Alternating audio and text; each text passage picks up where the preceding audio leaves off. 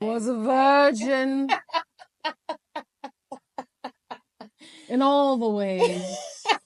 Right. She wasn't one of the virgins that be sucking dick on the side. Nope. Raise a glass to the past, present, and future you with actress Danielle Moné Truitt as she dives into the beautiful complexities of life's journey through real, transparent conversation. All the women I've been. Hey everybody, it's Danielle Moné Truitt back with another episode of All the Women I've Been.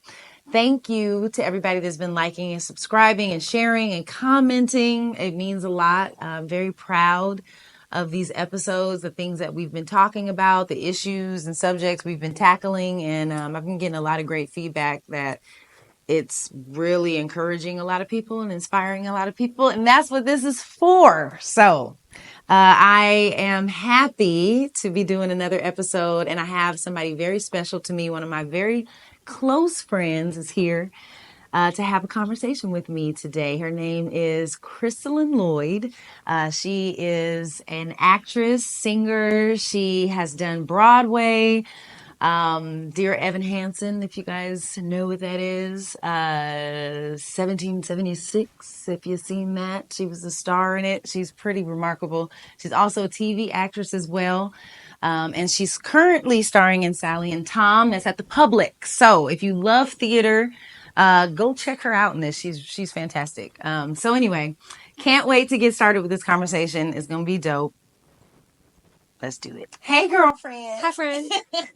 Thanks for being here. Thanks for having me. Of course. I really appreciate it. No, I think this is beautiful. I've been, popping in on some of the episodes and social media. I have to give it very little time, but I think it's so beautiful. So when you asked me, I was like, yes. Yay. Yeah. I mean, I think for this first season, it was important to me to talk to people that are actually in my life. I think a lot of podcasts nowadays, it's about like getting how many famous people you can get and like drama and like, and that's not what I'm about, as you know that. Yeah. And that's not what I want the podcast to be. And I said this on, I think it was episode 3, that I have so many dope like friends and women in my life. Aww. And I feel like you guys have a lot to offer the world, with your perspectives and the things that you've been through.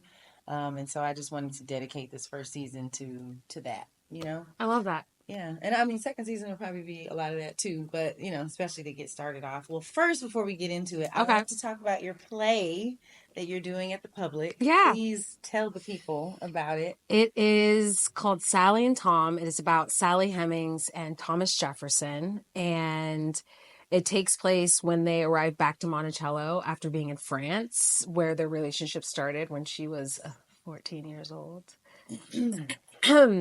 So the playwright, Susan Laurie Parks, who is incredible, she has set up this world and this convention where we're watching a theater company full of, various types and ethnicities of people putting on a play about Sally Hemings and Thomas Jefferson. And so I think it adds a little fun to it because it's, it's a topic that when you're talking about, you're like, how do I make a theater piece out of this? And not make people uncomfortable for 2.5 hours. Right. And I think she actually does a good job of not making people too uncomfortable. Not too uncomfortable. I mean, listen. Because she will drop it in. Well, yeah, and that's what I love about Susan Laurie Parks. And yeah. I do think that I love the part of theater that makes people uncomfortable. I think that it should happen more often. Me too. I also like the experiences when I'm just smiling the whole time. And, we love fluff. All need that. Fluff is great. We all need that. Yeah. But the theater that really like gets you riled up or makes you think or makes you question things. I mean, that to me, that's the most fun. I agree. As I came and saw you the other day, and I thought you were fantastic. Thank you. Yeah, you were. You just you light up the stage. Thanks. You truly, truly do. So, y'all go see Sally and Tom at the Public. It really is. It really is good, and Kristolyn is great. Thank you. Okay. All right. Woo! Enough of that. Where do we start? No. Well, okay. So I told you when I text you, why I wanted you to come on the podcast, what I want to talk about. As you know, this podcast is called All the Women I've Been. And I've had the fortunate experience of knowing you through different chapters of your life. Yeah. We met in 2008 or 9? 8. Yeah, we met in 2008 at church, Hope's House Christian Ministries. Hope's House. Shout out to Hope's House. Hey. We were both in the choir. Yes, we were. That was the first day. It was your first. It was my your first day in choir, and I came in. I was so nervous because I had never sang in the choir of a predominantly Black church, and I also hadn't really sung in the choir of a church since I was in high school, and at that point I was in my 20s. So I came in, and there was this hot girl sitting to the right, like 2 rows up, and she had bangs, and she was not having whatever I walked into, and slouched in her seat, like kind of on her phone. I was like, okay, all right, this is a different vibe. And I could tell that there was like tension between the choir director and this woman. Yes. And it was Danielle. There's tension. There's just tension. And I remember being like, I want to be her friend. The one with the attitude, being rebellious. I want to be her friend.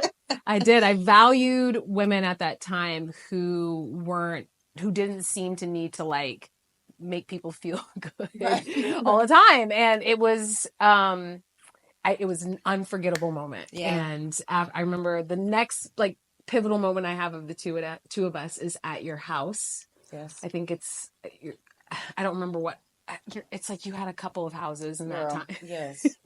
But I remember this house vividly, and I painted your nails. Yes, it was the Granada Hills house. Granada Hills. Yes.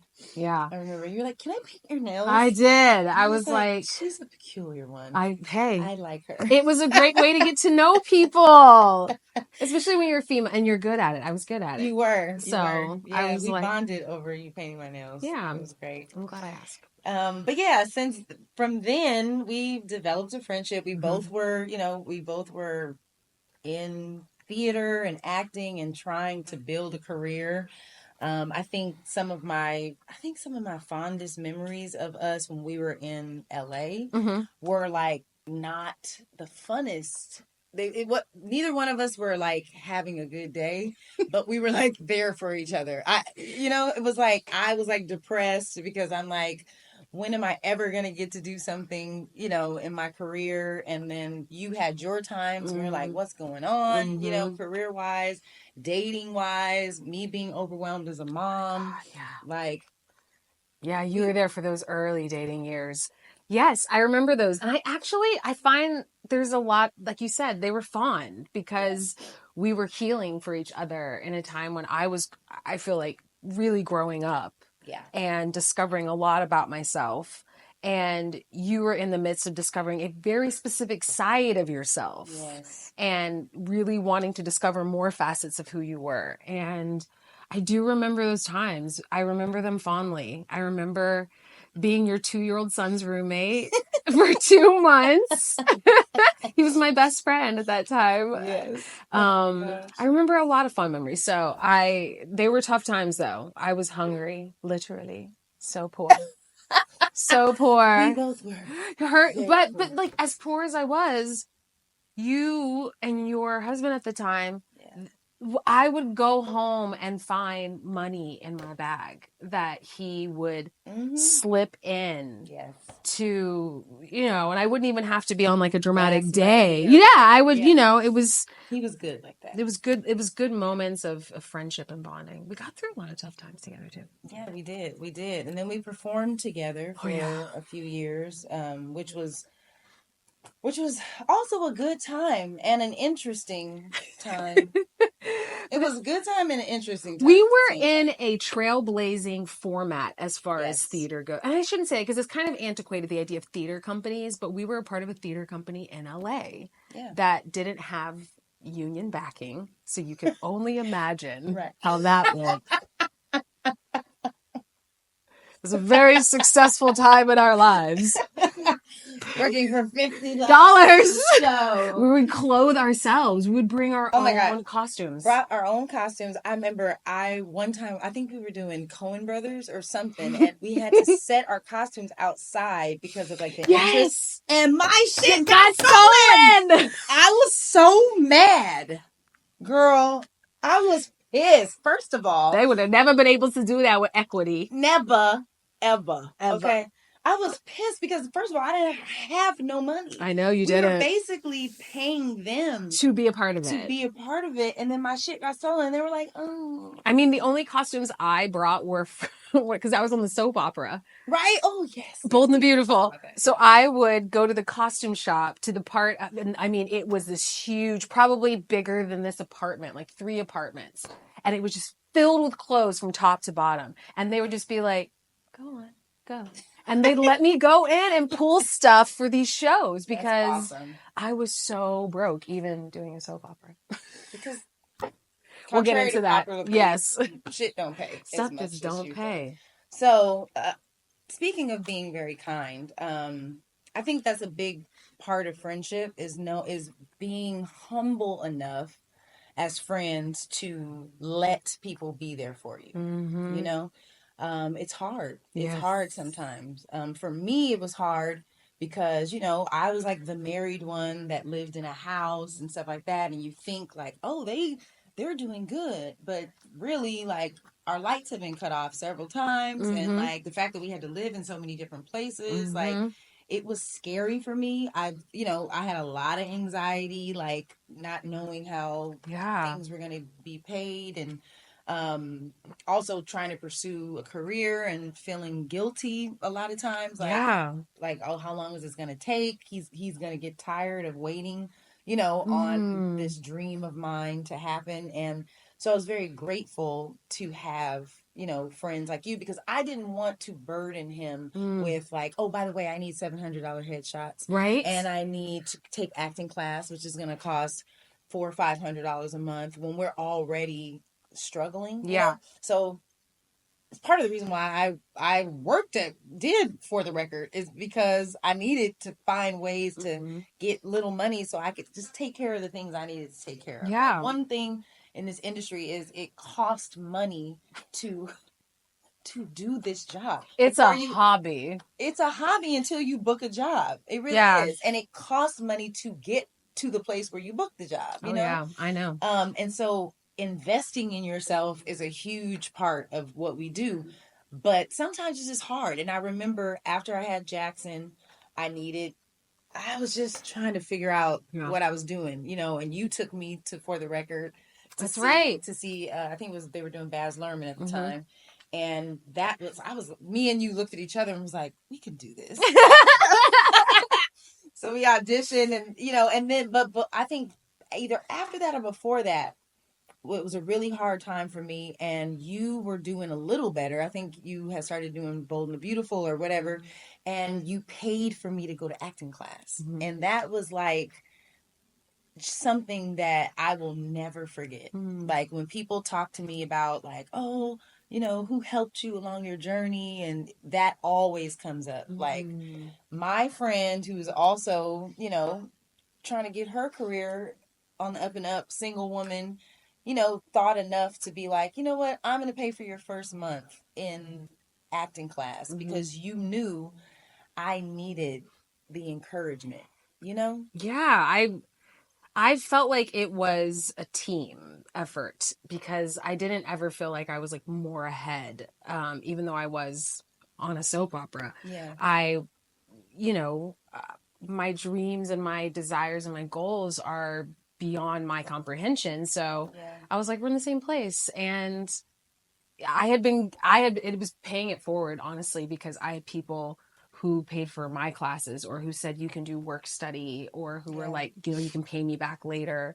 I remember you having Jackson, and when we were in rehearsals for the show, you know, because they would cast like 3 people to a role, right? Right. Okay, 3 people to a role. You know how actors are ego.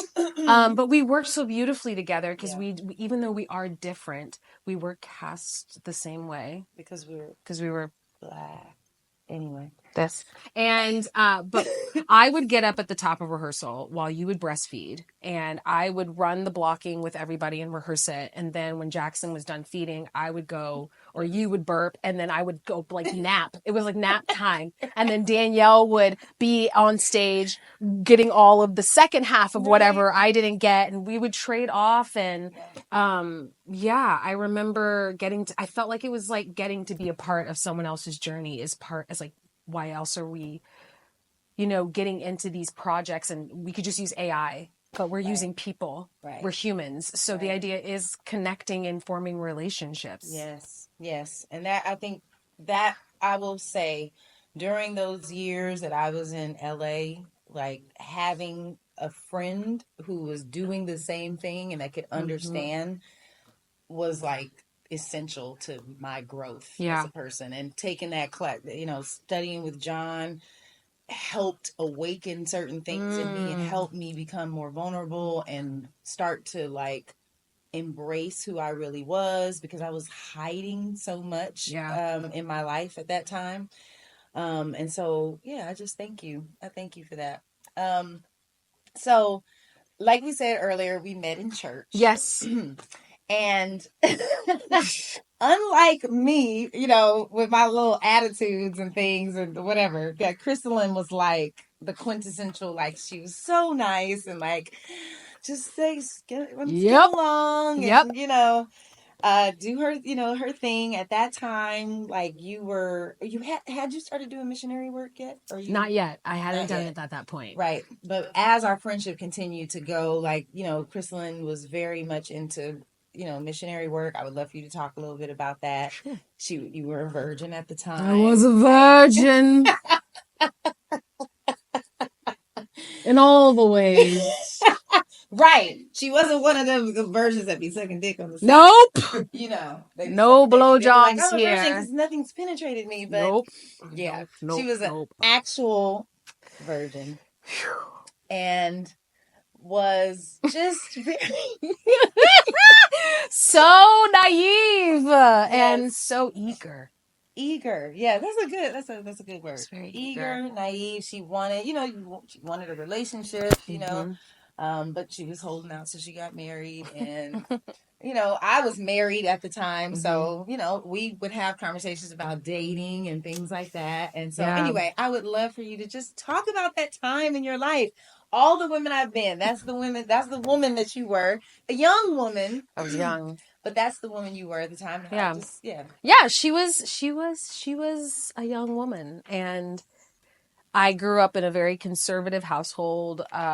My upbringing was mostly around white people in the church, and that had a huge influence on me because Southern white Baptist culture is different in a lot of ways from Southern Black Baptist culture. Mm-hmm. And I, at that time of moving to LA, had done some years in Pittsburgh as like a student at a conservatory, so I'd experienced some things, right? But mostly secondhand, like watching my girlfriends make really terrible decisions in men over and over and over again. Right. But I have to marker my life, unfortunately, by the men I've dated. But this is great. Because if you had met me at like 9 or 10, I'd have been like, oh my gosh, Jesus, please don't let me have to kiss a bunch of frogs. I just want to meet my husband and like be a wife and, save myself. And that is not what has happened. And I'm really glad because I'm about to hit 40 and I'm really excited about it. And I just also feel like by the time I was meeting you, I was asking a lot of questions. I was asking a lot of whys and, but still playing the game very well in the church. Yeah. To the point. That's what you're supposed to do, That's what I'm supposed to do. So yeah, I hadn't experienced a lot of people, and you were around at a time when I was experiencing like first dates, dating people at all for the first time. And oh man, there is a special place in my heart for my friends who stuck around during that era.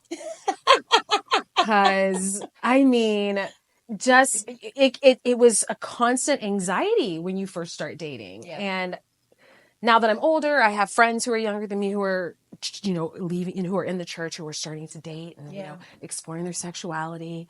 And I'm seeing myself. I'm like, oh my gosh, that's what it was like. It was maddening. It was maddening to be so horny. And not know what to do. And not know what to do with this. And feel bad about masturbating. Oh my gosh. Yes. So bad about it. Not bad enough. Right. Stop doing it. But like even then I was around, spiritual leaders who would teach, who were teaching that like masturbation is a form of homosexuality or masturbation will ruin your sex life. And a lot of information that now I just find to be very toxic and I find to have been very male driven in its audience. And, but I hadn't discovered that yet when we first met. Right. So yeah, it's been, what else do you want to know? I don't know. Well, talk to me about, I know that there was, when you first started dating, you can correct me if I'm wrong, but I feel like it was mostly white guys that you were dating. Yeah. And I feel like there was like a fear that you had when it came to black guys, like not feeling comfortable. So I would love to hear like why that was. Yeah. Like, how you overcame that, and what do you think the catalyst for feeling so uncomfortable? Well, I know what the catalyst was. Talk to us about His name was Tony Crenshaw.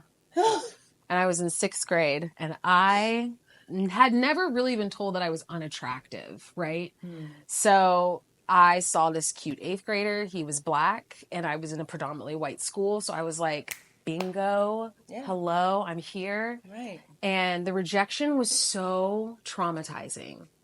I know for a fact that had a huge effect on me. And I hate to say that it was that young and I've carried it through, but to be rejected and humiliated publicly by a black boy that you thought was so handsome and, that crushed me. Right. And I did not talk about my crushes after that for probably the next 20-something years. I would keep every person I liked inside, and maybe a few friends would hear about it, but I was like, never let guys know that I was interested in them. Didn't date in high school, barely dated in college. Right. So, Tony, where are you? I know, right? Where are you now? What do you look like? He did. He crushed me. It was so traumatizing. But I dated a lot of white guys. That was really scary. I also grew up with an only child, even though I have 2 older brothers. Yeah. But they weren't in the house a lot. There wasn't a ton of affection. And my father and I have a very specific relationship. Yes. As I think I'm discovering a lot of black women do with their fathers. Yeah. And I just didn't know how to relate. I didn't feel like I would be accepted by black boys at the time because of the way I talked. That was usually one of the first things that came up. Why does she talk white? And I was like, kill me. Culturally, I just felt a bit of a disconnect. So LA was when I started getting exposed to and Hope's house. And then the living room. Right. Just I did it again. I took the mic off with my excitement. Okay. But the living room, exposing black men and being like pushed into that with such beautiful black girlfriends who were so confident. Yeah. Like I remember you would just be like, Kristolyn, you're a woman. You have a vagina. You're fine. They're gonna like you. Right. Right. But when you don't know what you don't know, you don't know, like, I didn't know what sex was. Yeah. Like, literally what it does. And that was humiliating. That was hard to talk about. It was hard to be amongst women who understood anatomically how it worked. Right. And I was still like, really, how does it work? Which hole does it go in? Right. You're like, I don't want to say. Like they're all talking about it so freely. It was paralyzing sometimes. But you know the crazy part now that we are where we're at now, just older, I think about being in my 20s, even talking about sex. even though I had sex at 21, that's when I started having sex. And I wasn't even having a bunch of it. So by the time I got married, I knew about sex, but not a lot. I only had a couple partners by the time I was married. And it's like, yeah, I what hole it was supposed to go in, but you're like, I had that. Right. I didn't know how to like advocate for myself sexually, to say like, hey, that doesn't feel good to me. Hey, I don't like this. Hey, do this, do that, you know? Yeah. And it marriage for a lot of women, I think becomes this, or sex in marriage for a lot of women, I think, especially when you're younger, it just becomes this, like, it's a duty. It's not something that you're doing because you enjoy it. You know, you're like, oh, I can't wait to go home and have sex with my husband. You know, it's like, oh God, let me not undress in front of him. Like, let me go in the bathroom and take my clothes off and shower and then put all my clothes on before I come out, because I know I don't want to have sex tonight. Yeah. You know? Yeah. And a lot of women feel that way. And I think the reason why is because there's a lack of compatibility when it comes to sex with certain people, but also with a lot of guys, because of their own insecurities and the way we've been conditioned. It's like, it's almost as if like they're supposed to know automatically by osmosis without you telling them what you want. In a way where they can, and they can teach you. Like, that drives me bonkers. It's like, no, you cannot teach me. You're not here to teach me. Just like I can't teach you what pleases you, you know? But it's like, when you do speak up, there's this resistance, you know? And it's like, well, tell me after we're done. Well, what? Tell you after we're done? Fuck? Yeah, that's not how critique works. Like, right. And like, in order for me to enjoy this experience, I need to tell you when it's happening. Yeah. Otherwise, I'm faking this whole thing. Yeah. And they talk about women faking. It's like, well, we fake because the egos are so fragile. Yes, and I spent a lot of time faking. And there was a point when I think I hit my mid-30s and I was like, I can't anymore. I don't want to have sex that's not fun or enjoyable. Right. So that's when I kind of started, my little journey of sexual exploration. Yeah, I finally lost my virginity when I was like 32. I really hung in there. Was very devoted. And it was a great experience losing my virginity. I had a great person. He was white. Yes, but he was awesome, and he was the perfect person to lose it to, and it was a great situation. So when I was like, oh, let me explore a bit more, I felt very secure in myself, and I was really grateful for that. But yeah, I just started seeing a lot pop up on these dating apps of like non-monogamous or polyamorous, and I was like, what is this? Right? So I started researching it, and I also at the time was deciding to act upon my attraction to women. That was something that I started noticing after I had sex. I was like, I also really like boobies. Not just my own. Not just my own. So yes, I discovered I liked boobies, and I was like, what is this? And, I met a girl, and she's dope. So I was like, let me see what this is. And she was, she introduced me to the non-monogamous polyamorous life, and I eventually started dating another person, a male, who I ended up having some really fun experiences with in that world.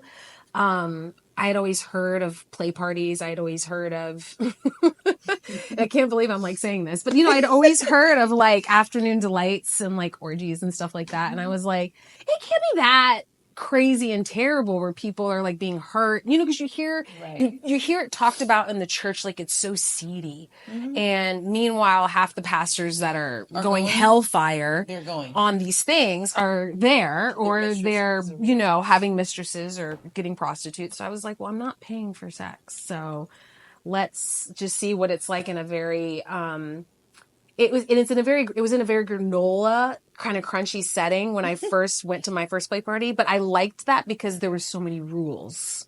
Right. You know, so it made you feel safe. Made me feel safe. And they did role play. Like you had to do an orientation beforehand with everyone. So you had to like role play being rejected. And then you had to role play being the rejector. So you learned ways of doing it that kept the night fun. You didn't yuck on people's yums, you know. Right. You weren't killing the vibe. And you also felt safe to be like, no, thank you. Right. You know what I mean? Like the first time like someone ran up to me and was like, can I give you head? I was like, no, thank you. You know, but I had that empowerment. I had that empowerment to be like, oh my gosh, thank you so much. I'm so flattered. You know, but listen, it's not something I would do. However, I do appreciate that part of it. You know what I'm saying? Because I feel like in real life, you don't feel the comfortability to be like, you know what, not today. Or you know what I mean? Or without feeling like your partner or that person is offended or gonna go out and get it somewhere else. You know what I mean? I developed a lot of linguistics and advocating for myself through those experiences. And it wasn't a ton, but it was just enough to where I could curate what I did that night too. Right. You know, if I just wanted... Made you feel empowered. It made me feel empowered. I didn't have to participate in any way I didn't want to. And so, you know, I walked away with a lot of valuable lessons. And I would say that they were almost as invaluable as what I walked away from when I was like, I needed time away from the church. Yeah. And needed to take a step away from that environment and that culture. And I feel now that I have this personality that doesn't like to get too addicted or wrapped up into things. And that's a navigation in and of itself, because the autonomy that will sometimes make you want to have can leave you separate from other people. Right. Yeah. So like a lack of community. Yeah. And so, you know, theater has been church for me as well. That's been a place of creativity. And honestly, you deal with the same kind of egos in theater that you deal with in people in the church. Everywhere, because humans are humans. Humans are humans. Doesn't matter where they're at. Does not matter. Doesn't matter. There's always a hierarchy. There's always these things you got to navigate. In every, you know, kind of culture. So I don't necessarily do those things now. But I'm really grateful for the time that I did do the exploration. Yeah. It was like you were exploring, trying different things out. And when you do that, then you figure out, okay, what is really right for me? Where do I really feel? I did not want to end up in a relationship where I couldn't advocate. I want to say like I was miserable or we fell out of love, because that can happen. Like your feelings are your feelings and you can't really predict where a relationship goes. But to be in one where I felt like I'm going to be able to have a conversation with this person and I'm going to be able to navigate what I need and don't need and not put it on them to give it to me. Right. So, yeah, you know, when I wasn't having sex in my 20s, I was doing missionary work and cliff jumping and jumping out of planes and just trying to get it out in any way I could. Right, so. Doing exciting things. So so talk to me a little bit about, because you were such a devout Christian and, you know, you did missionary work, I mean, our time together, doing ministry together, like we were on the praise team together, you were on the intercessory prayer team, you were very anointed in prayer. Like, I know that about you. Like, you are an anointed teacher as well. Like, these are things that in that part of your life, it wasn't just, this is what I feel. It wasn't just, well, I'm doing these things, you know, because I'm a Christian, so I have to do them. No. Like, these are gifts that God has given you. Yeah. Prayer, you have dreams, you know, you had a dream. Okay, you had a dream. This was after, I was still married. I think I was going through separation, but you didn't know because I didn't really tell anybody. But you had a dream about me that I did a play, or either it was my play or a play, or I was in a play or something, and I bombed. Like, I was like, I did it. It was like terrible. Like, and I was like so embarrassed. And you told me the dream, and I wasn't performing. You know, I don't think I was performing at the time, but you were what you were dreaming about was my life. Like, you were dreaming about me, the shame that I was feeling in my own life. You know, like, I had this marriage and like this way that people perceived me, and like, and it was all like unraveling, and I felt full of shame and embarrassment and all that kind of stuff. I think it was right before the separation, actually. It was right before we got separated. And I just thought about this recently because I knew I was going to have you on the podcast. And I was like, oh my God. Like, so God's hand is on you and on your life, and you do have spiritual gifts, you know? And so you've dreamed about a few people. Yeah. We won't say their names on this podcast, but you were always right. Oh my God, I forgot about that. You were always right, you know, or, you know, God just spoke to you in those ways. So I guess I just want to talk to you a little bit about, like, where do you fall now? Like, in your spiritual, what is your spiritual life? How do you reconcile your spirituality, like, with your sexuality? Like, because you are on a drastically different path than you used to be. Yeah. That's a great question. And I think I'm also navigating that right now, because for so long I didn't want to listen to Christian music. I could not listen to a sermon without getting queasy, because once you've seen how the sausage is made, right? Once, like, who is this person?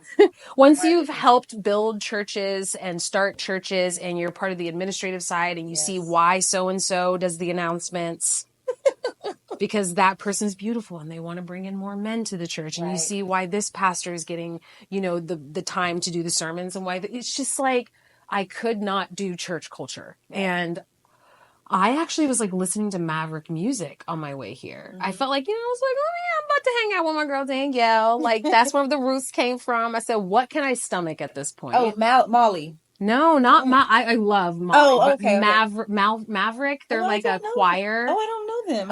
Oh, they're cool. So, yeah, it's a beautiful black choir, and so it's a journey for me right now. Like, I'm still in the midst of opening up myself to go maybe to a church service, because I'm also, like I said, theater's my church. I'm writing projects that are going to involve me having some reconciliation in that area and continuing to explore it.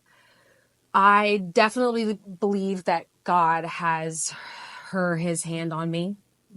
I'm very aware of the channel, and how at one point I was literally like, I don't want to. Yeah. I need a break. Because I was dreaming about divorces. I was dreaming about marriages. I was having dreams about people booking jobs, having dreams about people finding the loves of their lives. And it was overwhelming, especially when it's like strangers or your yoga teacher. And you're just like, I didn't ask to be Peter, Paul, Saul, James.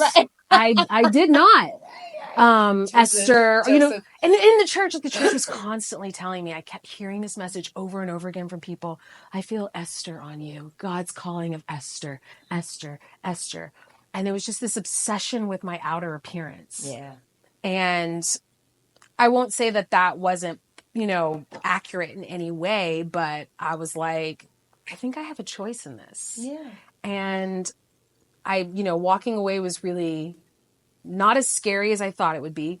Because I'm also a Capricorn, I got a therapist as I exited the church. I found a black woman. Her name was Deb. She was amazing, and she was a Christian.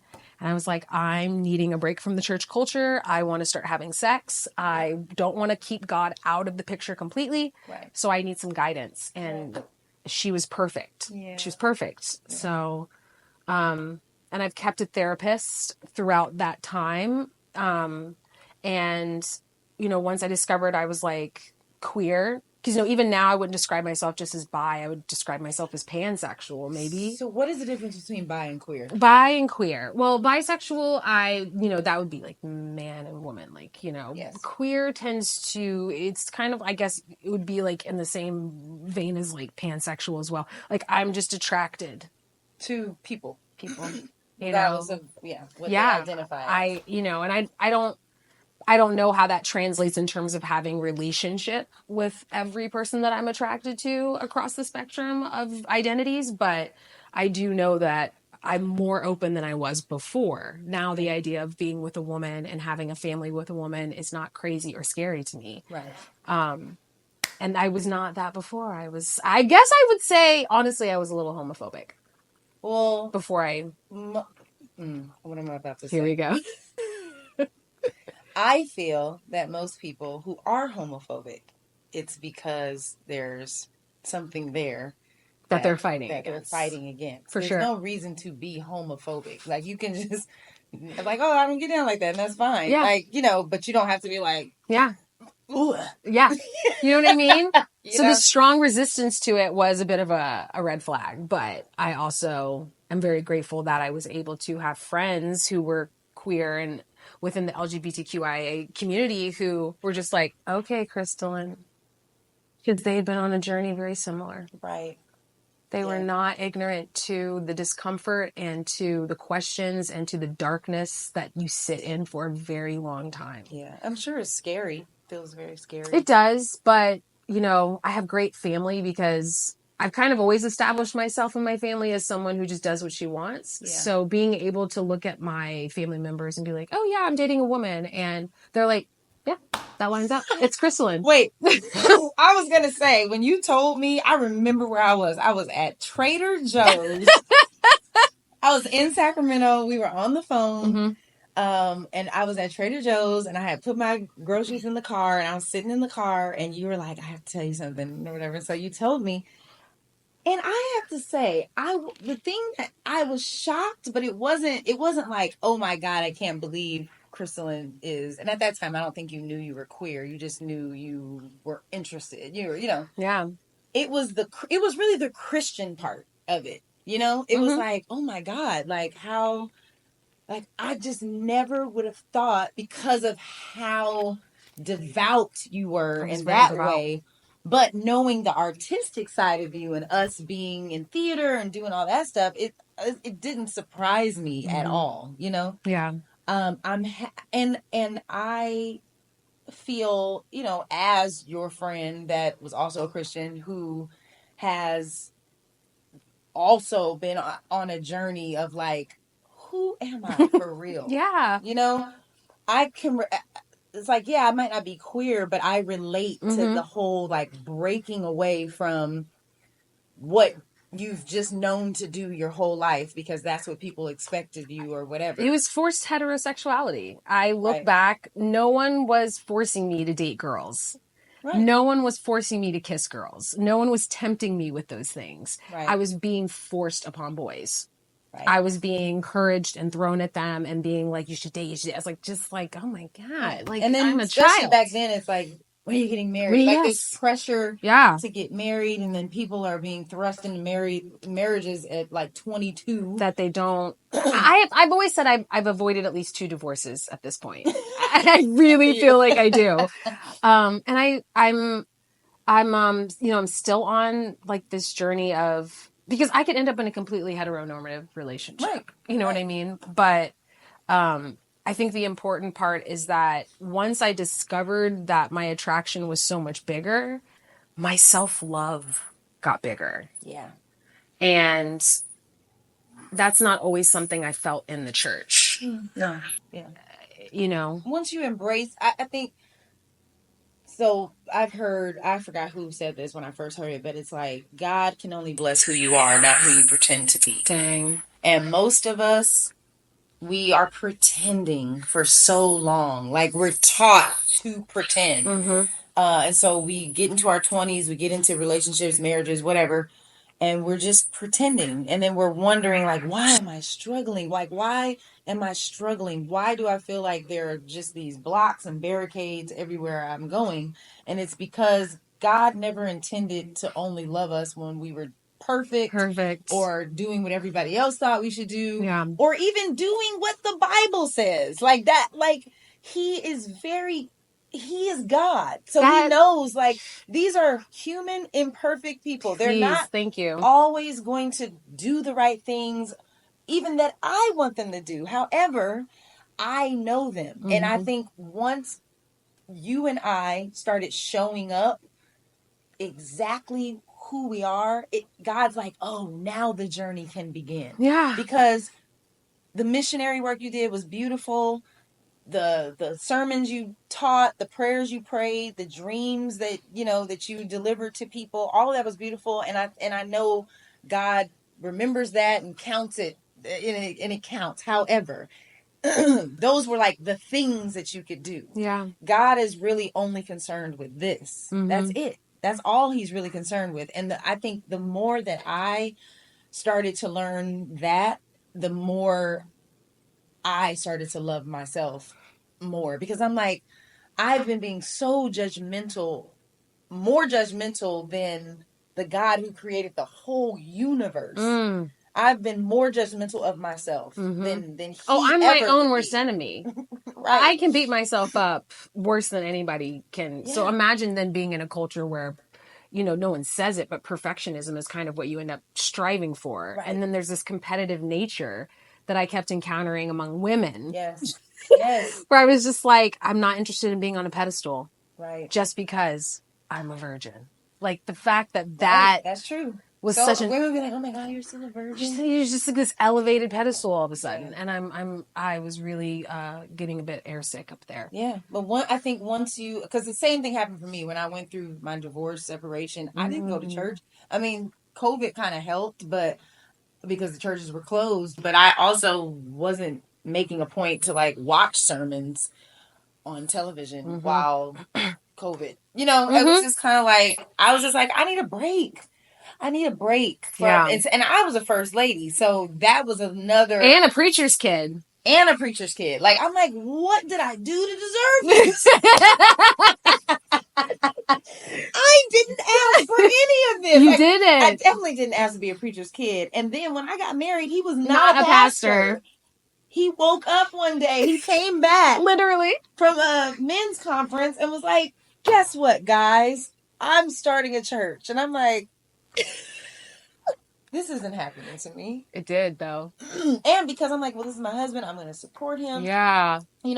I put so many things aside. But at the same time, I'm like, but I still, like, I have dreams and I have things that I want to, to do. But it was like, it put me in this box. Like, oh, you're first lady. So, like, you have to behave. You should be behaving this way. And human behavior is so weird because when you're feeling insecure, you're like, you know what, you're right. I do need to be in this box. And then every once in a while, the real you was like, but wait. And it's like, oh, no. And then it's like, okay, for sure. Like, let me stifle myself again. But then, I can't, Yeah. So being able to like step away from the church, me and my dad got in an argument one time on the phone because he's like, are you tithing? And I'm like, I give to a lot of people. I love us because the fact that you said that, like, most people would be like, you're allowed to say, that's none of your business. Right. And I am allowed to. I'm learning to get there. Who are you telling? I'm learning to get there. Right. I'm learning to get there. But I was like, I give to a lot of people. He's like, well, no, that's not the same. And we got into a whole argument, and at the end of it, I'm like, listen, this is my life, my money. I'm gonna do with it what I know to do. I'm being a good steward over what the Lord has given me, and I'm 40 something years old. I'm not answering to but it's when you come up a certain way, it takes courage. Yeah, it takes courage to say, I'm going to leave this behind. And God is so loving and gracious that he knows, like, okay, yeah, she's going to go do her thing. And I ain't going nowhere. I'm here. I think missionary work helped that. I think leaving at 24 and being like, the career will happen when it's supposed to happen. My mom was furious. My family members were sneaking money to me because they didn't want her to know. It was a brave step, but I felt such peace about it. And everyone, I won't say everyone, but a majority of people when I came out thought I was going to be more conservative, than I already was, which I don't know how that would have been possible. Okay. Yeah. But my brother was like, you out conservatived mom and dad. Like, you scared them in your conservatism. I was like, yeah, I scared myself. Right. And I came out a lot more liberal, having seen the world and being asked really tough questions, and being a Black woman who was overseas and constantly being mistaken for African and being like, no, I'm just American. And hearing people's thoughts about America versus what you think you hear them saying on, like, you know, the news correspondent shows from across the globe. It's just different being there. Right. And coming out of that, being asked really hard questions about abortion. I was very pro-life. I advocated for it. I protested outside of Planned Parenthoods. And being asked the tough questions about, you know, is it actually in the Bible? Is it actually something you can legislate over women and their bodies? And, you know, realizing being a Christian can look many different ways. But I think I was so indoctrinated with a very Eurocentric, specific type of way to be a Psalms 31 woman. Oh, I'm sorry. I shouldn't say that. Lord, forgive me. It's all right. It's all right. It's your first draft. I don't like the way that people use or weaponize Psalms 31 against women. They do. That's what I don't like. They do. And it's, you know, when I was growing up, I would constantly see young girls getting that award, and they were like meek and blonde and pale and like submissive and did whatever the pastors said and was like the quiet girl in the youth group. And I just remember being like, oh, I don't fit that mold. Right. That was really, that's really a lot of what I've been deconstructing as well. Yeah. You know, coming out of the church. Yeah. Yeah. I you know, I don't have a church home. Like, you know, if I'm in Sacramento, I go to my parents' church. I don't know. I would love to go to church with you when I come back. Right, we could do that together. When I come back for next season. Do it. We should go to church together. I think it would be great. Yeah. I also love, through this conversation, what I'm realizing is you and I are on very similar paths, but on the completely different sides of the street. Like, we're, like, I have kids and stuff, like... We're in different aisles of the library. We're different but aisles, we're still... but we're literally just going... There's a bookcase in the middle. Yeah. We're, like, going... Your liberation was around, like, you know, I got to watch your liberation. You've seen my liberation. Yeah, it's so cool. That's what I said the other night. I was like, I've loved our journey together. Yeah. And even the reconciling of who I am now in my spirituality, I feel like we're going through that at the same time. Yeah. Like, I'm back to praying every day. And like, but this time around, it doesn't feel like an obligation. It doesn't feel like, oh my God, everybody's watching. The performative aspect. There's no performance. It's just me. Yeah. You know, and I'm grateful for that. And I'm grateful for where you're at too. Me too. It's been great. I'm so proud of you. Thank you so much for joining us Thanks today. For having or me. joining me. I don't know who us is. Well, all the women I've been. All those personalities within you. All of the women that I am. I love you too. All the women I've been.